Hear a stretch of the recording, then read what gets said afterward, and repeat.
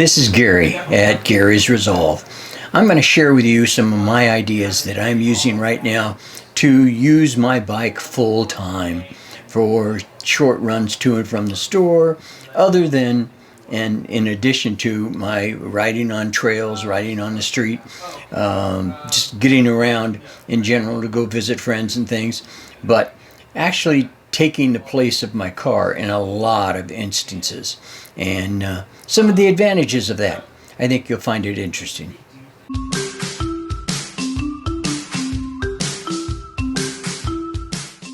I'm using cycling as my primary means of transportation after retirement.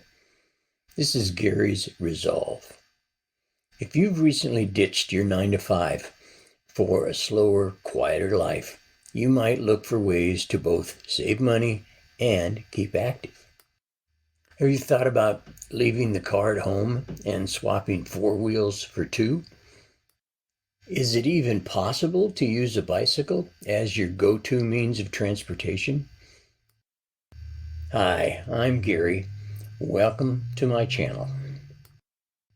Subscribe now and you'll never miss another one of my videos. So let's get back to it. If you're retired like me, you probably found a lot of new time on your hands. Some of us pick up old hobbies like gardening, cooking, or card games. Some of us become perpetual babysitters, and others just become extra familiar with the couch. For me, I dusted off the old road bike and took up cycling again. Before long, I noticed that my speed, strength, and stamina were all improving. I'm 77 years old and still overtaking guys 1/3 my age. I also realized that my bicycle wasn't just great for exercise. I could get all around almost as quickly and easily as if I were driving. Pretty soon I was attempting to use the bike for all those brief trips I would normally drive. So is using a bicycle as your primary means of transportation doable? And what are the pros and cons? Number 1, location, location, location. Where you live and the conditions outside are going to matter if you're weighing up becoming a full-time cyclist. If your house sits perched on the top of a hill, pedaling up and down each day is going to get really tough really fast. And the weather can also play a role. There's a reason there's no such thing as snow cycling at the Winter Olympics. You might need to load up with waterproofing and insulated clothing in frigid temperatures. You also have to keep in mind how far your errands are from your house. While you may not have the stamina to pedal 5 miles uphill just to visit the post office, there are options available for people who have to cover long distances. Pedal assist e-bikes have come a long way, and many have 100-mile ranges on a single charge. I've gone that direction, and it's really increased how often I can use my bike without killing my body. Check your local road laws, as some states require registration, licensing for e-bikes over a particular amperage, but that's becoming fairly rare. Once you arrive at your destination, there's something else you're going to have to consider. Where to park? Bicycles are often an afterthought for places when designing their car parks. Bike racks are often few and far between. Fortunately, many cities have public bike racks in central parts of town, so knowing where they are early can save you a lot of time. Invest in a good quality bike rack or chain that can't be cut or easily removed. Also, if you're taking your bike down to the supermarket for a loaf of bread and a bottle of milk, you're also going to have a way to carry those items back with you safely and securely.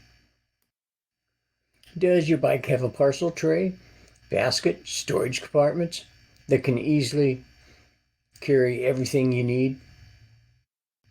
Number 2, money, money, money. Saving a dime is never a bad thing, especially when the average car in the United States costs owners $7,574 per year in oil, gas, maintenance, licenses, and insurance. On the flip side, bikes are powered only by you, and you can perform at home the little maintenance it does take with minimal costs. I'm not saying sell the car for a new bike. It's always great to have it for emergencies, but using the bike for the majority of your trips will save you a lot of money in the long run. Number 3, safety first. Safety has to be one of the more serious concerns when it comes to cycling on the road. Cars have airbags, cage engineering, collapsible elements to protect you when you have an accident. On a bicycle, there's only a helmet and whatever you're wearing between you and the asphalt. Just make sure you're a confident cyclist in all conditions that you're riding in. If you've ever seen professional cyclists, you know there's no such thing as fashion sense. So don't worry about how you look. And if you need elbow and knee pads for safety, all the better. Number 4, health matters. Although there are plenty of benefits of cycling for retirees, there is also a chance of injury. First of all, cycling can affect your posture as you lean over the bike. Overuse injuries can also occur, especially in the knees and hips. However, cycling is a non-weight bearing, so it is good if you have arthritis, but if you want to strengthen your bones, there are other activities that are more appropriate. Being outside means fresh air, sunlight, both of which are great for your health. The sun helps your body create vitamin D, which is involved in promoting stress relief, improving the function of your immune system, and strengthening your bones and muscles. Cycling also helps flush bacteria out from the lungs and airways, reducing the chances of catching the flu or a cold. You can also improve balance and reduce the risk of falling by cycling regularly. There has also been researching done on connection between Alzheimer's disease and exercise. According to these studies, people who exercise regularly, especially those above the age of 50, can delay and even prevent Alzheimer's and dementia.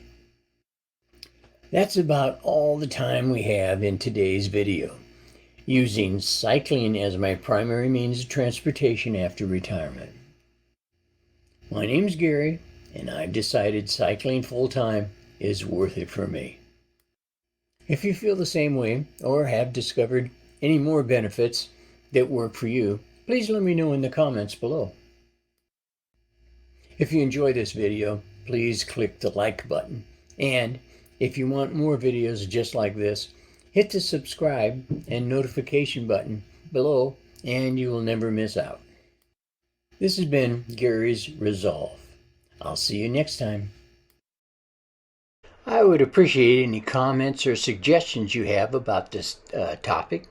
Or if you don't mind, hit the subscribe button and the bell so that you'll be reminded the next time I put up a video.